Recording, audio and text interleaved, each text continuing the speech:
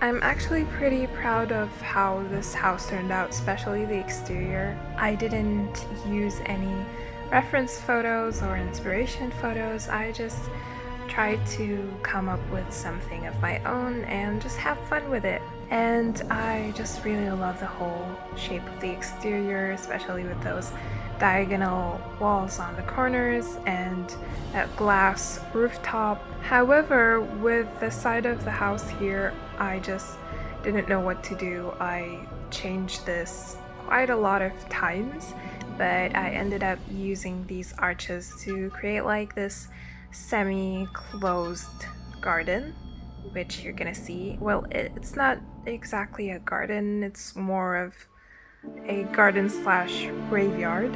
Here's a weird fact about me. I love cemeteries, and there actually is a term for somebody like that, and it's taphophile, which is basically somebody who loves and is interested in cemeteries, gravestones, and graveyards, and is just fascinated in them and in the history and art that comes along with them.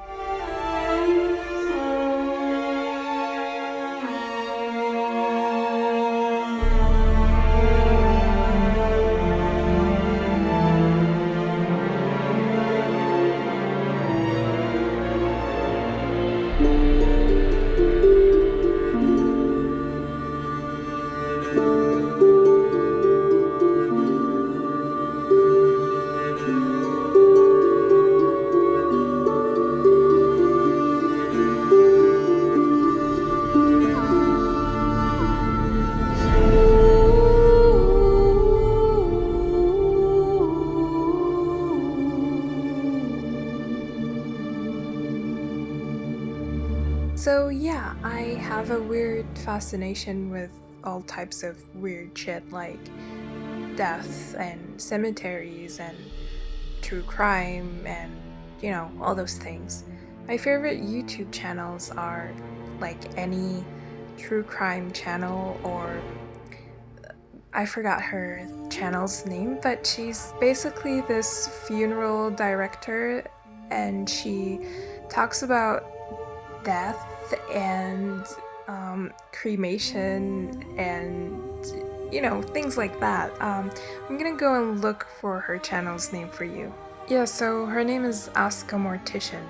I'm just really fascinated by every single one of her episodes, and I know it's weird that I don't know, but about the vampire couple that lives here, I didn't really have a backstory for them or anything. I don't necessarily think that they are evil or anything. Like my caretaker vampire in my previous vampire build, which I'm gonna link for you. You have to watch that if you haven't yet, because it's one of my favorite videos and it didn't really receive that much love, which makes me really sad because I do love that video. It's about this vampire who lives in a former chapel and he has this graveyard at his house which he buries his victims in, and he has a torture chamber in his house. So yeah, it's a very cool build and I really want you to watch that. So for the couple that lives here and their graveyard, probably this is like their ancestral home and the graveyard is just where their vampire ancestors are buried.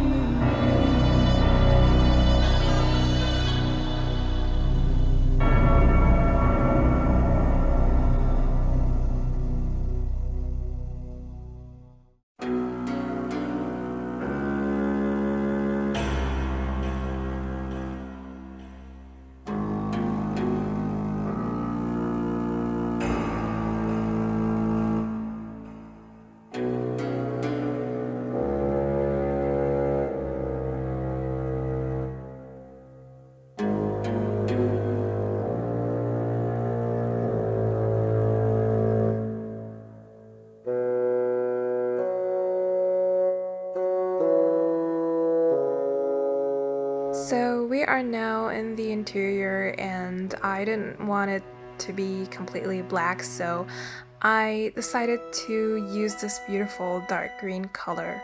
It reminds me a bit of the green that I use in my Sims socials, which you can now see in the background of my profile picture. And yeah, I just really love dark green. It's like one of my favorite colors. And I think it makes the interior look more elegant and sophisticated versus just using black alone. There isn't anything wrong with using black alone, of course. Black is my favorite color, so I wouldn't mind a fully black interior, but I just didn't want one for this house.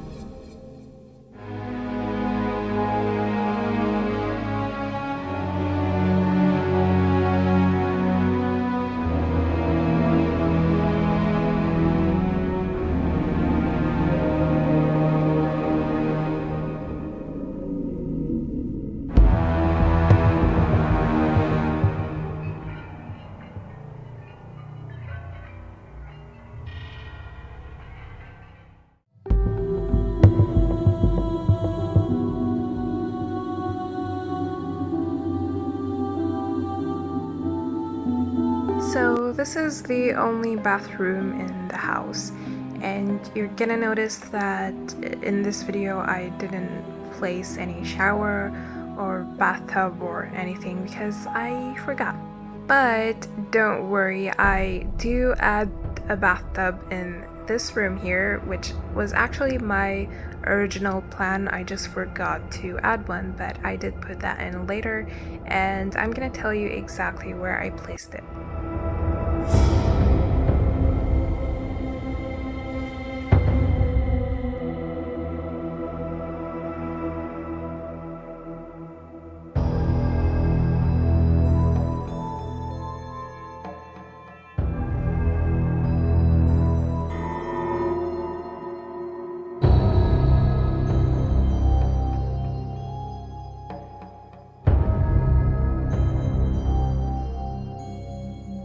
So what I'm gonna do here is probably a bit weird, just having this portrait of this vampire in front of the bed with these candles is like, I don't know, maybe you have a backstory for that. Maybe he's the master vampire who created this family or whatever.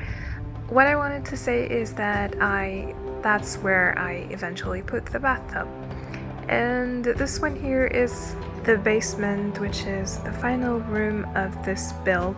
So do let me know in the comments how you feel about spooky bells, because they're actually my favorite, but I'm not sure how people would feel about me doing them more often on my channel, so please let me know what you think and if you enjoyed this house. And of course, don't forget to like this video and subscribe to my channel if you haven't yet. You will find the tree files and the CC links on my Patreon for free, and you can also support me there, and I would definitely appreciate it. Special thanks to all my patrons, you guys are the best. I appreciate and love all the help that you provide to me. And I'll be seeing you in my next video. Thank you again for watching, and bye!